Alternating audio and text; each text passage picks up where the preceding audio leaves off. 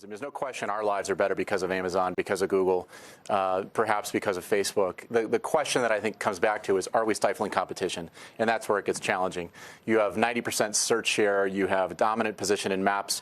You own a lot of the advertising infrastructure in the United States. So it's a fair question, but I personally feel like my life's better because of Google. So it's hard to then wind back the clock and ask about those other factors.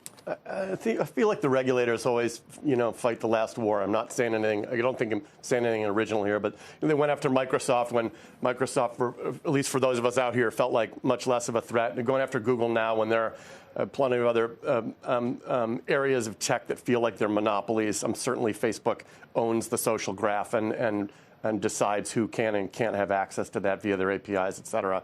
The App Store is, as Jason mentioned earlier in the show, you got to pay the VIG. You got to pay the 30% on any subscription that goes through there. If there was a competitive App Store, the App Store wouldn't be able to charge 30% on subscriptions. So I just kind of feel like the regulators once again are going after yesterday's issues, and there are bigger issues facing the competitive landscape. You're not being dismissive, though, about some of the self-inflicted issues that need to be dealt with one way or the other, are you? 100%. So many of these things are own goals. There was an advertising issue raised the other week by the folks running the new Brave browser about hidden pages that Google Ads was surfacing to making sure data was passed between advertising partners. Those things are own goals and self-inflicted wounds that the folks out here just have to get smarter about. The one thing I'll add, and then I know you're going to jump in with something aggressive, but the my reputation. Yeah, exactly. But think about where Google, Amazon, Facebook are dominant, particularly Google and Amazon, is in the U.S.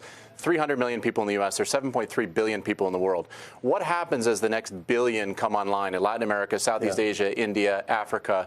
Do we want Google going after those consumers, or do we want to hand the keys to those markets to other tech companies around the world? I think that's got to be part of the equation as well. It's not just about the U.S. as we have a global market now.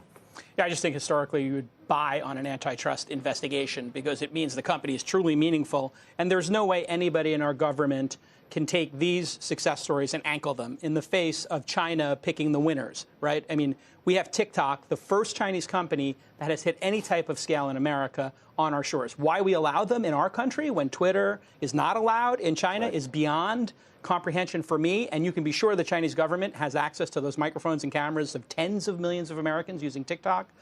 Putting that aside, I think there's one of two outcomes here. One, they put Google in the penalty box, and maybe it impacts revenue in the low single digits. And the way that would happen is because Google has been so aggressive in pushing down the organic search results and putting their own services above it, and they put 5 or 6 links up there that you can't tell are ads. So if the antitrust people would like a place to look, put 100 consumers in front of a Google search and say, tell me what's ads and what's not, and 60 or 70% of them will not know the difference, and that's where they could really hurt Google, 5 to 10%. The master play for Google is to say, you know what, you got us. We're going to spin out YouTube. We're going to spin out Nest.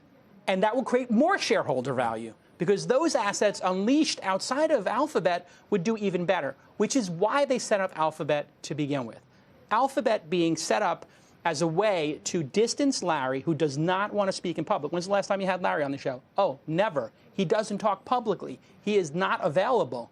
Something's wrong with his throat. He does have a thing, but he is not available to talk about it. They've been very smart about architecting this company so nobody's in charge and nobody knows where the bodies are buried.